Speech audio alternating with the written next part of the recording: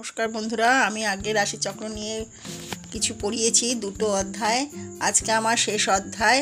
এতে 12টি রাশি, 9টি গ্রহ ও 27টি নক্ষত্র নিয়ে আলোচনা করব। ভিডিওটি পুরো দেখবেন, দেখার অনুরোধ রইল। ভালো লাগলে লাইক, কমেন্ট, শেয়ার করে দেবেন। আমি আজকে রাশিচক্র, গ্রহ আর 27টি নক্ষত্র নিয়ে আলোচনা করব। 27টি নক্ষত্র আপনাকে কোথায় বসাতে হবে, কিভাবে বসবে, সেই সম্বন্ধে কিছু কথা বলবো। দেখুন, মেষ, বৃষ, কর্কট, সিংহ, কন্যা, তুলা, বৃশ্চিক, ধনু, মকর, কুম্ভ, মীন, এই যে 12টি রাশি আগের দিন পড়িয়েছিলাম আগের অধ্যায়ে। এটা হচ্ছে রাশিচক্রের রাশি। রাশির অধিপতি গ্রহগুলো একবার বলে দিচ্ছি: মঙ্গল, শুক্র, বুধ, চন্দ্র, রবি, তারপরে বুধ, শুক্র, মঙ্গল, ওগুলো পরপর আছে, দেখবেন সবগুলোই পরপর দেয়া আছে। মঙ্গল, শুক্র, বুধ, চন্দ্র, রবি, বুধ, শুক্র, আবার মঙ্গল, বৃহস্পতি, শনির দুটো ঘর, আর বৃহস্পতি মিনে। প্রত্যেকটা গ্রহের দুটো করে ঘর, কেবলমাত্র চন্দ্র আর রবির একটি করে ঘর।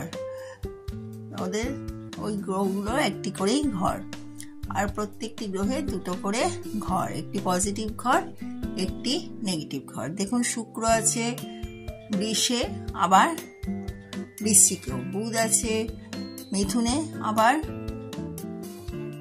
কন্যাতেও। শুক্র আছে তুলাতেও আছে, আবার বৃষেও আছে। মঙ্গল বৃশ্চিকেও আছে, মেষেও আছে। বৃহস্পতি ধনুতেও আছে, আবার মীনেও আছে। শনি মকরেও আছে, কুম্ভেও আছে। এইভাবে আমি আগের দিন বলেছি। আজকে এই নক্ষত্রগুলো কোথায় বসবে, কিভাবে বসবে, সেগুলো এবার বলছি। দেখুন, 1, 2, 3, 4 করে যে লিখেছি, এভাবে নক্ষত্রগুলো বসবে। 1 নম্বর অশ্বিনী, ভরণী, কৃত্তিকা, রোহিণী, মৃগশিরা, আদ্রা, পুনর্বসু, পুষ্যা, অশ্লেষা, মঘা। 10টি পূর্ব ফাল্গুনী, উত্তর ফাল্গুনী, হস্তা, চিত্রা, সাথী, বিশাখা, অনুরাধা, জ্যেষ্ঠা, মূলা, পূর্বসারা, উত্তরসারা।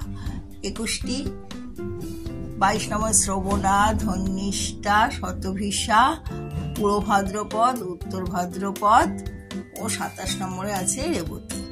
এই নক্ষত্রগুলো এক একটি গ্রহের অধিপতি আছে। এদেরও গ্রহের 9টি গ্রহ এই নক্ষত্রগুলোর অধিপতি।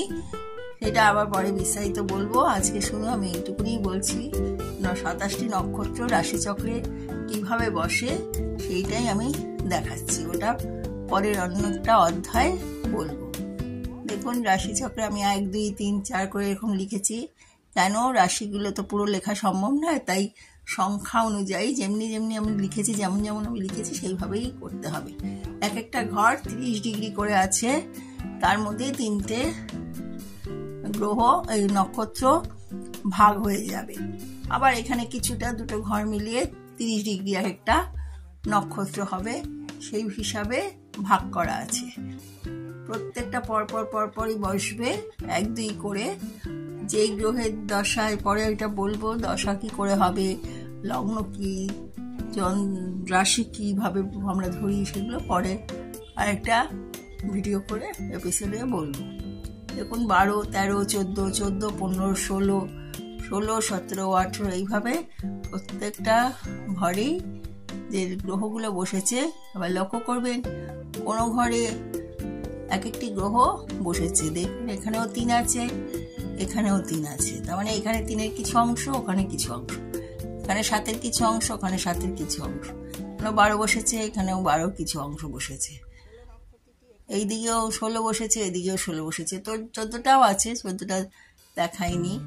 21 ধনুতে আছে, কিন্তু দেখুন 18 আর ধনুতে যায়নি। কেন, এটা জল রাশি, এখানে এটা শেষ, আর জল রাশিতেই গ্রহদের কমপ্লিট হয়ে যায়। একটা গ্রহ এখানে কমপ্লিট হয়, আবার 19 থেকে নতুন করে বসছে।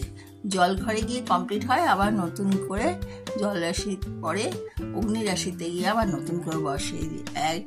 19, 20, 21 অগ্নি, পৃথ্বী, বায়ু, জল, এগুলো আমি একবার বলেছি, একটা এপিসোডে বলেছি, সেটা দেখে নেবেন, আমার ভিডিও আছে, দেখে নেবেন। তাতে এইভাবে গ্রহ নক্ষত্রগুলো হিসাব করে বসাতে হয়। পুরোটা 360 ডিগ্রি হিসাবে 30 গুণ 12, 360 ডিগ্রি হিসাবে বসাতে হয়। গ্রহরা ক্লকওয়াইজ ঘোরে, সবসময় ক্লকওয়াইজ ঘোরে। আর যেই নক্ষত্রে চন্দ্রটা থাকবে সেইটা হবে রাশি, সেই দশা জন্ম, আর লগ্ন যেটা থাকবে সেই নক্ষত্র হচ্ছে লগ্নপতি। লগ্নপতি প্লাস নক্ষত্রপতি, এটার মিল হলে, সব ঠিকঠাক হলেই তবেই গ্রহ আপনার চার্টে সমস্যা কমবে কিভাবে, সকলেই আমরা এইভাবে বিচার করে থাকি। সমস্যাটা থাকবেই, সমস্যাটাকে সমাধানও তো করতে হবে। সেই সমাধান রেমেডিটা এইভাবে হিসাব করে করতে হয়। খারাপ থাকেই, কিন্তু ভালোটাকেও দেখতে হয়। সেইভাবেই আমরা বিচার করে আপনার সে ভালো, কোন গ্রহটা ভালো, কিভাবে ভালো, এই নক্ষত্র, গ্রহ, রাশির অধিপতি এসব দেখে, রাশি কি রাশি সেই দেখে আমরা বিচার করে থাকি। নমস্কার।